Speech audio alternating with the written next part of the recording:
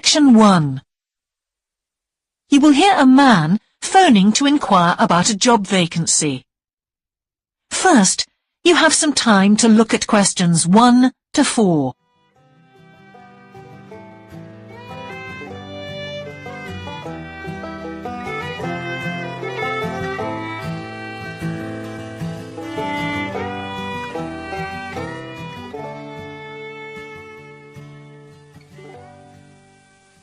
You should answer the questions as you listen, because you will not hear the recording a second time. Listen carefully and answer questions 1 to 4. Good evening, King's Restaurant. Good evening.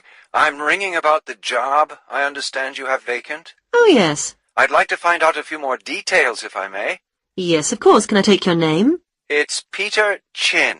OK, Peter. Well, if you want to ask about the job, and then if we're both still interested, we could arrange for you to come for an interview.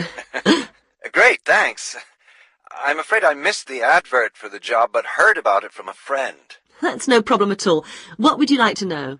Well, what sort of work is it? Washing up? It's answering the phone. Oh, right, fine. And not waiting at table. That'd be good. And how many nights a week would it be? Well, we're really only busy at the weekend. So 2 nights? 3, actually, so it would work out at 12 hours a week. That'd be fine. It wouldn't interfere with my studies. Are you at the university? Yes, first-year physics student. Oh, right. And because I'm not an EU national, would I need a work permit? Yes, you would. Just get your tutor to sign it. That wouldn't be a problem if I were to get the job. Where exactly is the restaurant? Well, we have 2 branches. The one we're recruiting for is in Hillsdon Road. I don't know that. How do you spell it, please? It's HILLSDUNNE Road. Got that. Thanks. Is it near a bus stop? Yes, the nearest one would probably be just beside the library. Oh, yes, I know it. That'd be fine for me. And could I ask about the pay? We're offering £4.45 an hour. That's very good. My last job was £3.95 an hour. Before you hear the rest of the conversation, you have some time to look at questions 5 to 10.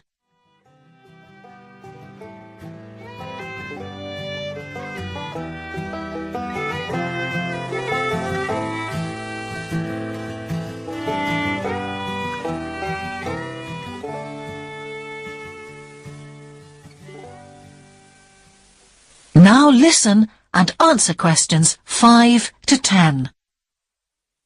We feel it's pretty good, and we also offer some good fringe benefits. Really? Well, we give you a free dinner, so you eat well. Right. Better than hostel food. We certainly hope so. And we also offer extra pay for working on national holidays. Oh, that's a really good perk, isn't it? Yes, we think so. And then because of the difficulties of getting public transport, if you're working after 11 o'clock, we drive you home. Oh, that's good to know. Well, we'd certainly be interested in inviting you for an interview, if you're still interested. Oh, yes, certainly. Could I just also ask what qualities you're looking for? Well, for this particular job, we want a clear voice, which you obviously do have. Thanks. And you must be able to think quickly, you know. Well, I hope I... So, when could you come in for an interview? We're actually quite quiet tonight. Sorry, I couldn't come tonight. Or tomorrow, I'm afraid. Thursday's okay. That'd be 22nd of October. Fine. After 5 p.m.? Yes, fine. Would 6 o'clock be okay? Perfect. And could you bring along the names of 2 referees? Yes, that's fine. No problem. Good. I look forward to seeing you. Oh, by the way, who should I ask for? Oh, yes, of course. Sorry. My name is Samira Manuja. Can you spell that, please? M-A-N-U-J-A. Okay. I've got that. Thanks very much. Look forward to seeing you later on, then. That is the end of section 1. You now have half a minute to check your answers.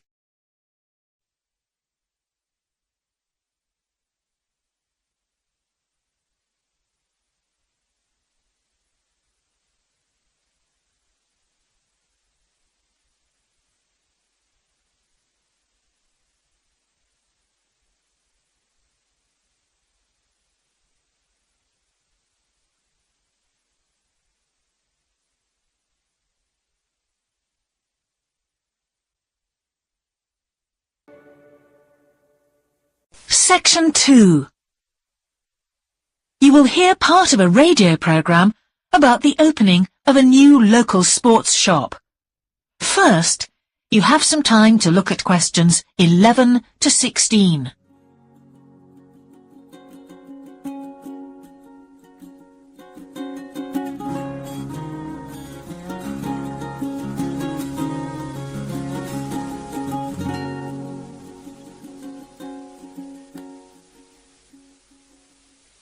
Now listen carefully and answer questions 11 to 16. Now we go to Jane, who is going to tell us about what's happening in town this weekend. Right, thanks Andrew. And now on to what's new. And do we really need yet another sports shop in Bradcaster? Well, most of you probably know Sports World, the branch of a Danish sports goods company that opened a few years ago. It's attracted a lot of custom, and so the company has now decided to open another branch in the area. It's going to be in the shopping centre to the west of Bradcaster, so that will be good news for all of you who found the original shop in the north of the town hard to get to. I was invited to a special preview, and I can promise you, this is the ultimate in sports retailing.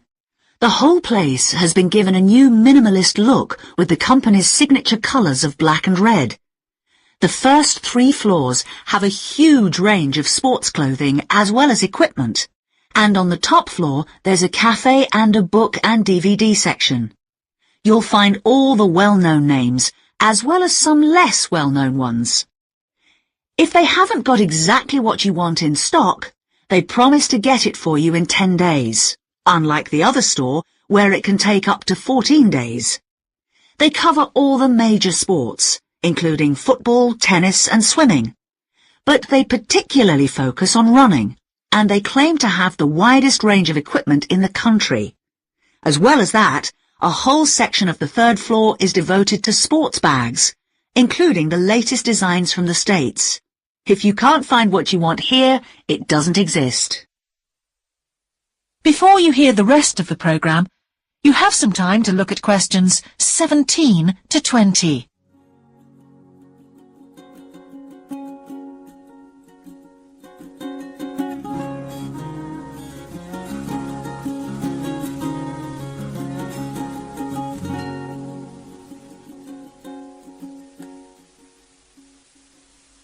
Now listen and answer questions 17 to 20. The shop will be open from 9 a.m. this Saturday, and if you go along to the opening, then you'll have the chance to meet the national 400 metres running champion, Paul King, who's coming along to open the shop. And he will be staying around until about midday to chat to any fans who want to meet him and sign autographs. Then there will be a whole range of special attractions all weekend. There will be free tickets for local sporting events for the first 50 customers, and also a special competition open to all. Just answer 15 out of 20 sports questions correctly to win a signed copy of Paul King's DVD, Spring Tips, while the first person to get all the questions correct gets a year's free membership of the Bradcaster Gym. All entrants will receive a special sports calendar with details of all Bradcaster fixtures in the coming year. One of the special opening offers is a fitness test, a complete review of your cardiac fitness and muscle tone, actually done in the shop by qualified staff.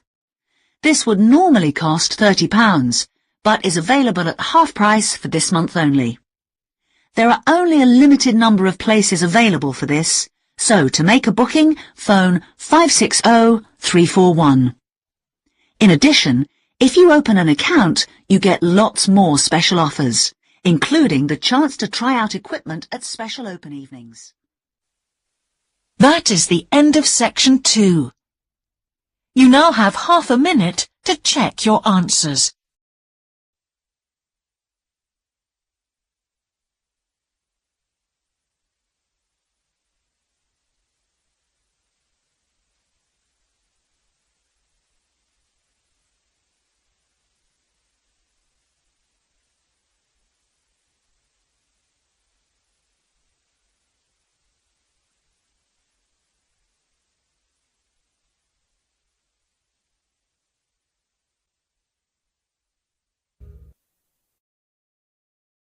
Section 3.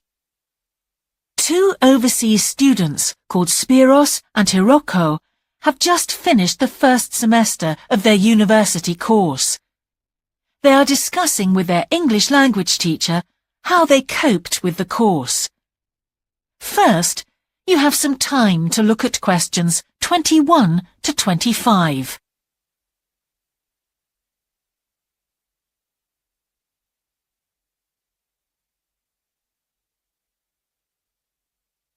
Now listen carefully and answer questions 21 to 25.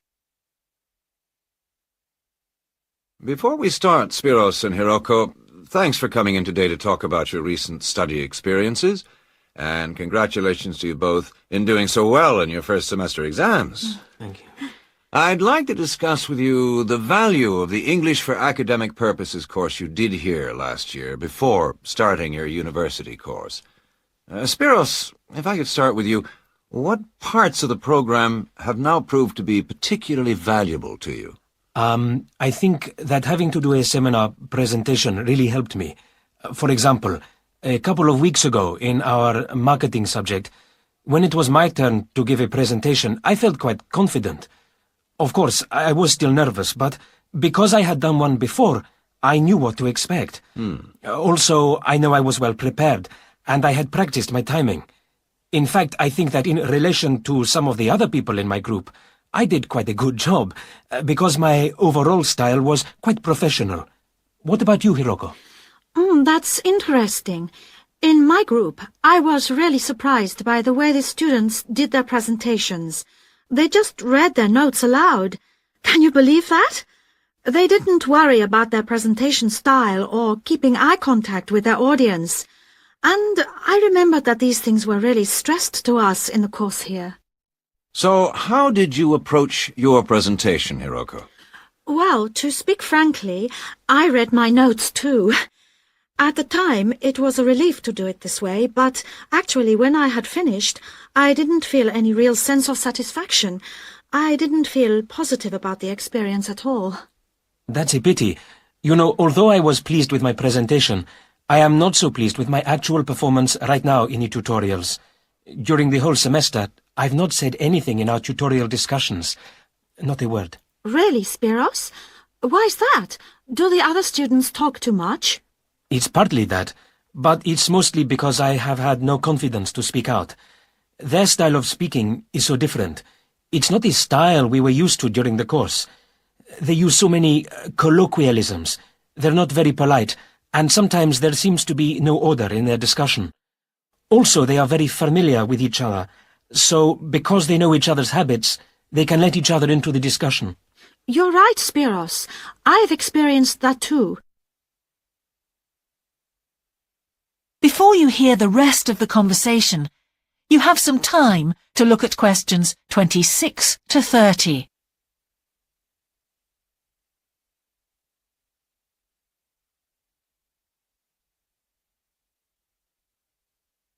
Now listen and answer questions 26 to 30.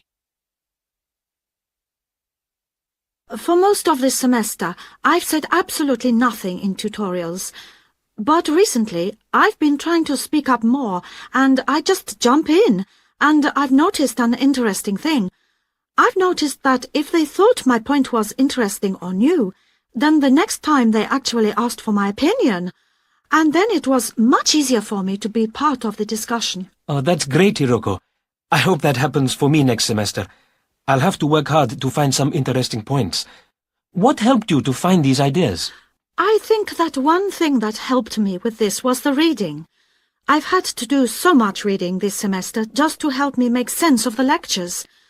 At first, I couldn't understand what the lectures were talking about, so I had to turn to the books and journals. Every night I read for hours, using the lists of references that were given, and I made pages of notes. At breakfast, I read and read my notes again. This habit has helped me to follow the ideas in the lectures, and it's also given me some ideas to use in the tutorials. But I did so much reading anyway. I don't think there's any time left over for anything extra. My reading speed is still quite slow, though I'm much better at dealing with vocabulary than I used to be. What else do you think we could add to the course program to help with this reading problem? There's not really anything because it's my problem. I remember we were given long articles to read. We didn't like that, but now I realize that reading those long articles was good preparation for the things I need to read now. Also, in class, we regularly had speed reading tasks to do, and we kept a record of our reading speed, so the teachers were encouraging us to work on that. That's true, Spiros, but what we read could have been different. Sometimes in the English class, I felt frustrated when I had to read articles about the environment or health or education, because I wanted to concentrate on my own field, but we didn't read anything about engineering. So I think I wasted some time learning vocabulary I didn't need.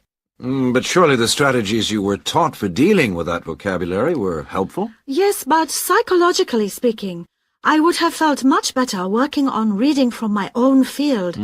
What do you think, Spiros? Oh, I agree.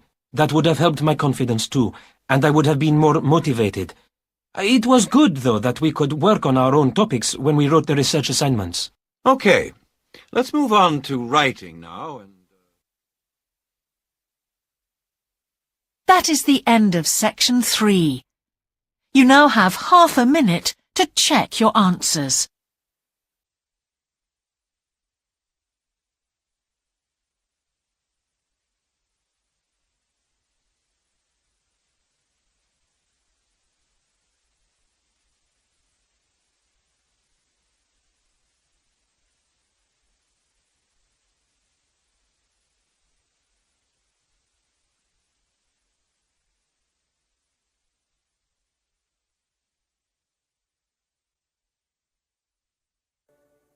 Section 4.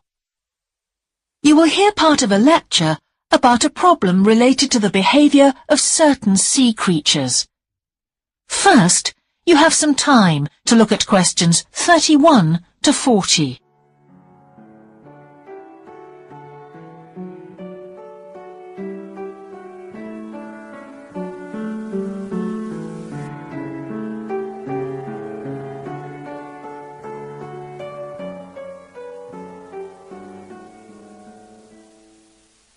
Now listen carefully and answer questions 31 to 40. Good afternoon, everyone. Well, with some of you about to go out on field work, it's timely that in this afternoon's session I'll be sharing some ideas about the reasons why groups of whales and dolphins sometimes swim ashore from the sea right onto the beach and, most often, die in what are known as mass strandings. Unfortunately, this type of event is a frequent occurrence in some of the locations that you'll be travelling to, where sometimes the tide goes out suddenly, confusing the animals. However, there are many other theories about the causes of mass strandings. The first is that the behaviour is linked to parasites. It's often found that stranded animals were infested with large numbers of parasites. For instance, a type of worm is commonly found in the ears of dead whales. Since marine animals rely heavily on their hearing to navigate, this type of infestation has the potential to be very harmful. Another theory is related to toxins, or poisons. These have also been found to contribute to the death of many marine animals. Many toxins, as I'm sure you're aware, originate from plants or animals.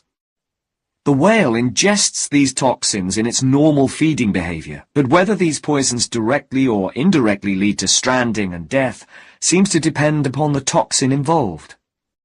In 1988, for example, 14 humpback whales examined after stranding along the beaches of Cape Cod were found to have been poisoned after eating tuna that contained saxitoxin, the same toxin that can be fatal in humans. Alternatively, it has also been suggested that some animals strand accidentally by following their prey ashore in the confusion of the chase. In 1995, David Thurston monitored pilot whales that beached after following squid ashore. However, this idea does not seem to hold true for the majority of mass strandings because examination of the animal's stomach contents reveal that most had not been feeding as they stranded. There are also some new theories which link strandings to humans. A growing concern is that loud noises in the ocean cause strandings. Noises such as those caused by military exercises are of particular concern and have been pinpointed as the cause of some strandings of late. One of these, a mass stranding of whales in 2000 in the Bahamas, coincided closely with experiments using a new submarine detection system. There were several factors that made this stranding stand out as different from previous strandings. This led researchers to look for a new cause. For one, all the stranded animals were healthy. In addition, the animals were spread out along 38 kilometers of coast, whereas it's more common for the animals to be found in a group when mass strandings occur. A final theory is related to group behavior, and suggests that sea mammals cannot distinguish between sick and healthy leaders, and will follow sick leaders, even to an inevitable death. This is a particularly interesting theory, since the whales that are thought to be most social, the toothed whales, are the group that strand the most frequently. The theory is also supported by evidence from a dolphin stranding in 1994.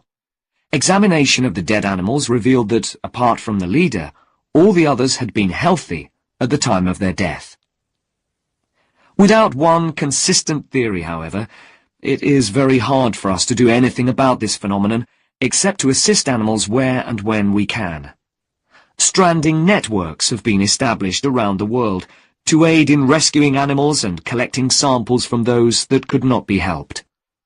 I recommend John Connor's Marine Mammals Ashore as an excellent starting point if you're interested in finding out more about these networks or establishing one yourself. That is the end of section 4. You now have half a minute to check your answers.